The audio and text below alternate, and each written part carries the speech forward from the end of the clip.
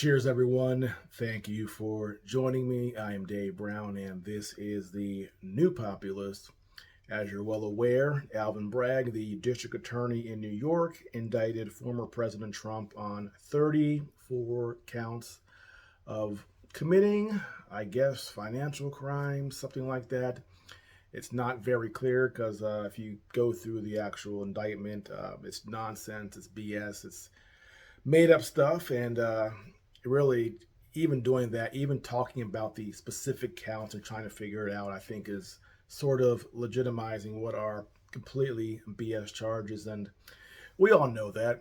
Everybody realizes that. And that's what's so frustrating about this whole thing is that even if you were to take your biggest left wing nut job and pump them full of truth serum, they too would say, oh, yeah, this is garbage. We know what it is. But we just hate Donald Trump so much, we're willing to create laws and make up charges just to take him out of the presidential race. And one thing I said in my other videos, and I want to re-emphasize this because this is really important, what the Democrats are doing, what Bragg is doing, could not happen if there were not prominent Republicans behind the scenes, McConnell types, who were in full support of this. Because, as we all know, House of Cards is not just a TV series. That is how Washington, D.C. works. In those smoky rooms and bars and restaurants in D.C., they're making deals, they're working things out.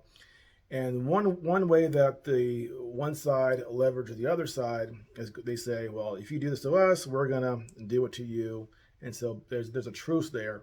And there's rules to their game, even though they're supposedly against each other. Of course, they're all part of the Uniparty. So if Republicans wanted, they could have made a few phone calls, McConnell, McCarthy, and other people, and say, hey, this is what's going to happen if you proceed with this. And then if Democrats go, oh, okay, they're going to do that, they make the call to Bragg and say, hey, Mr. Bragg, you're a district attorney. You're really a nobody in the grand scheme of things. You're not a 30-year senator. You're not Chuck Schumer. You need to not do this because this is going to be a stick in the bicycle spokes, and this will be not be good for the establishment. And the establishment says, don't do this. And then he wouldn't do it. So he's not acting alone. He's acting with the support of the Democrats and with the support of enough Republicans, prominent ones, behind the scenes to proceed with this indictment. And that's what we're seeing right now. And gosh, I can't stand McConnell, Mitch McConnell. I know he's been unwell lately, but he certainly is taking pleasure in this because he does not want to see Donald Trump get the nomination and be president. That's not fun for him. He would rather have a DeSantis type or a Nikki Haley, absolutely. Now, another thing I want to bring up too is we talk about American Marxism. Are we seeing this Marxist attack on America? I don't like to say Marxism. I prefer to say Leninism. And there is a difference there. Let me explain what it is. If you go back to the 19th century, we have Karl Marx writing his Das Kapital and his other works along with Thomas Engels. But irrespective of how you feel about Karl Marx, he was a very intelligent man. He was an academic. He was the theory guy. He wasn't really the action guy. If you read his theories as far as the progression of societies from feudalism and monarchy to capitalism and to communism, socialism, it's an opinion or it's a theory that follows a very rigorous sort of set of rules that over time these things will evolve and happen naturally. And we can look back now and go, didn't quite work out that way. Now, Lenin was a Marxist, but he was more of the action guy. He's the guy who got things done. And the problem that Lenin had, though, being in Russia, and Trotsky and other Marxists had the same problem, was that they wanted this communist revolution in Russia, but according to this orthodox Marxism, or the orthodox interpretation, you could say, It wouldn't happen quite yet because the conditions in Russia weren't right for this progression into socialism, communism. Marx was a German, and he was when he was writing his theories, looking at the German economy, which at the time was an advanced economy. It was industrialized, and in his theory, you would need a country to be industrialized in order to have the right conditions for things to sort of boil over and for capitalism to finally collapse on itself. The problem was in Russia, they were a more backward society. They were agrarian, rural, and they were still developing. So, according to your pure Marxist thought, Russia would not be a good candidate for a country to experience a revolution into socialism, communism. And Lenin didn't really like that because he was, as you can imagine, a little impatient. He didn't want to wait 100 years for that to happen. He wouldn't be around for that. He wanted it to happen now. So these Marxists, they were sort of, debating among themselves, how are we going to do this? Is this the right time? I mean, are we following Marxism if we're going to try to force a revolution? And he really sort of adjusted Marxism to fit what he wanted for Russia at the time, which was a revolution. So he said, yeah, well, every situation is different. Germany is that way, Russia is this way, but that doesn't mean that there can't be this progression into socialism, communism, and the individual plays a role in this happening. It's not just a purely a scientific thing where it happens naturally without any inputs. Certainly, the different people will help this process along. And me, Mr. Lenin, I would love to help this process along and move us toward socialism, communism.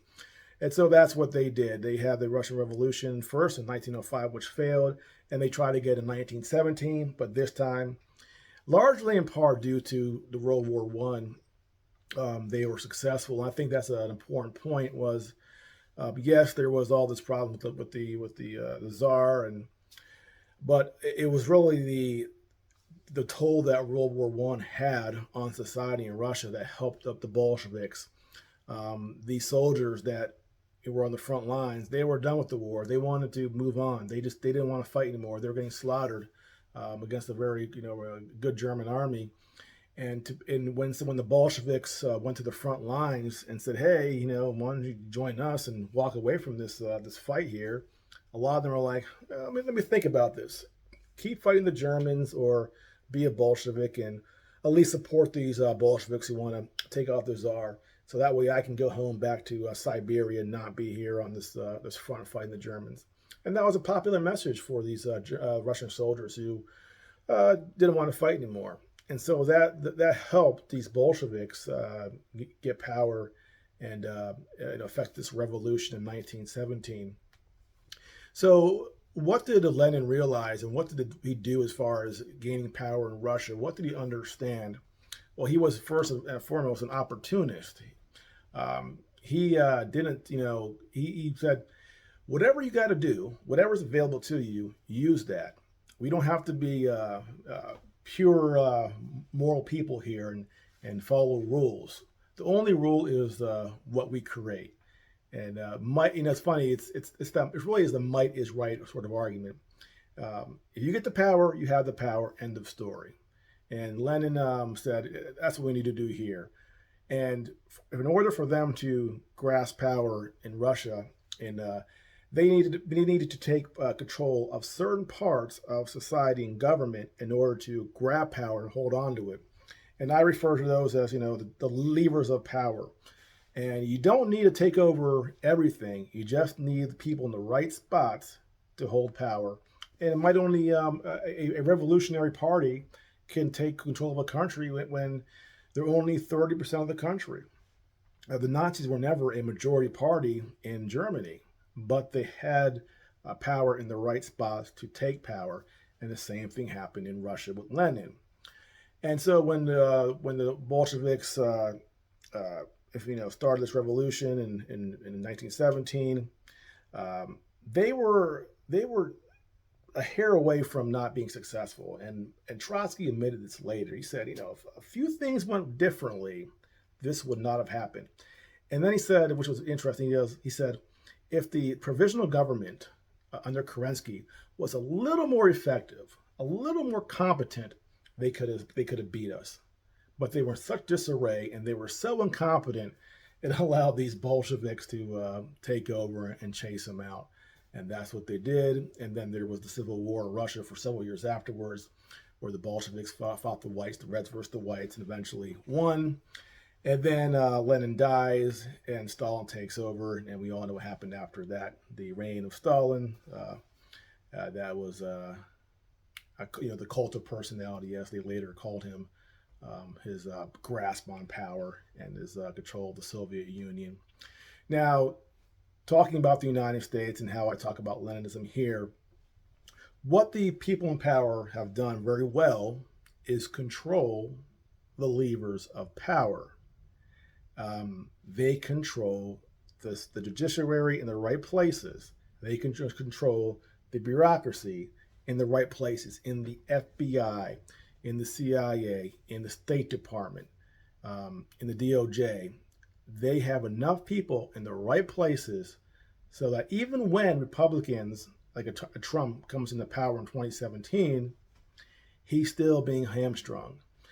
And one thing the American system does is we have the checks and balances, which is a good thing, you would think. Unfortunately, the problem is when the majority of politicians are now controlled by the oligarchs that run this country, that can limit the ability of an outsider to grasp power.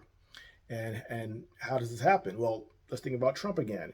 He was elected. He comes into office, and he's allowed to select his cabinet. Just one problem. A lot of the cabinet positions need the approval of the Senate. That the Senate is controlled by who? By Mitch McConnell. He works for the establishment. And his counterpart in the minority, Chuck Schumer, who also works for the establishment. So now if he wants his Secretary of Defense, the Attorney General, all these, the Secretary of State, all these are very important positions now need Senate confirmation. And if Trump picked anybody that was anti-establishment, that person would not make it through the confirmation process. Mitch McConnell would see to that. Only people approved by him and by the establishment actually get into the cabinet positions that need Senate confirmation. And that's why Trump picked people that we weren't very happy with, because these were the only ones that could actually get past the Senate. Now, there was one position where you don't need Senate confirmation. What was that? National Security Advisor, Michael Flynn. That was the one where he didn't need this confirmation process. And so what did they do to him? The FBI walks in, they set him up, talk to him, accuse him of lying, and he's flushed down the toilet like a turd. That's how they got rid of the one guy that didn't need Senate confirmation. They set him up and chased him out. So they had a solution for that one problem. And so again, my point being, they control these levers of power because they control the right people in the right places within the government. And because of that, they can pretty much do whatever they want. And the second part of this, as far as after you're controlling the levers of power, they have the police state in place to protect them. Back in 2002 or 3, when they passed the Patriot Act, Ron Paul warned us. He said, this will be turned on the American citizen in the future. And gosh darn, he was right. We have January 6th. We have people like Ted Cruz calling people on January 6th domestic terrorists. And we have the FBI dragging it out there, locking up grandmas, kicking in doors, people in solitary confinement for a couple years. So so not only do they have the levers of power under their control, they have a police state to go out and put people in jail who are a threat to them. And they send a message. You can say what you want, you can be to a certain degree, but if you get a little too out of hand, we're coming for you. We're going to lock you up. We're going to throw away the key. We're going to cancel your bank cards. We're going to make your life miserable. So the message was sent. You will not protest against us, and you will not try to overthrow us from power. We have the police state that will crush you if you do this, just like they crushed the people in Canada. And the funny thing is, we see in Georgia, for example, when they try to pass that law about foreign influence in the country, and there was the protests, of course, backed up by the United States because we have puppets in Georgia, and they were pretty violent, breaking windows and stuff. And how did their media report that? An insurrection, trying to overthrow the government? It was a good protest. They were protesting for liberty and for democracy. So it was okay that they burned things and kicked in windows. That's not a big deal. But if you do it against them in Washington, D.C., you're an insurrectionist, and you'll be in solitary confinement in D.C. under the ground for a couple of years. So they have two standards of when you're allowed to, protest. And as far as, if it's against someone they don't like, it's okay if you're violent and do what you want. But if it's against them, that the rule is you don't do that. We're in charge, and we don't really believe in this idea that you can violently protest against a government, just the ones we don't like. So that's our system here. They control the levers of power. They have the police state, the FBI, they have the IRS. They have all these little instruments to keep us under control. And the only way that we can claw back against them is we have to infiltrate these power centers and fight back from within it. And that is a long process. That is a long game to have people in these positions like district attorney. It seems so it's like, who cares who the district attorney is? Well, it's important. That's why George Soros will spend $1 million to get a district attorney elected in New York, in St. Louis, in Chicago, and San Francisco, because he understands this. These little positions, they have power, and they can, and collectively, it gives them a lot of power to control the country. And where are the Republicans as far as doing all this stuff? You're looking at trying to fund, different district attorney races. Nowhere to be found, unfortunately. And that's why, like I said, that's where we have to start at. You have to start small before you can get big. After we take over at the local state level, then when we have a Trump in office as president, and when we have actual representatives in Congress and the Senate and in the House that are actually pro-MAGA, then we can make the big changes. But simply electing a president is not enough. And that was proven in 2016 with 4 years of Russiagate, 2 impeachments, all these things happening to prohibit him from actually being able to get a lot done. And he did still do some good things. But imagine if he wasn't working against the entire establishment, Democrat and Republican, who were looking to limit him and get rid of him. So we are in the United States. We are a people who are seeing this sort of, again, Leninism, destroying our country, which is a tactics used by the people in power to stay in power. And that is what we need to break if we ever hope to one day be truly a democratic republic. Because unfortunately, I have bad news for you.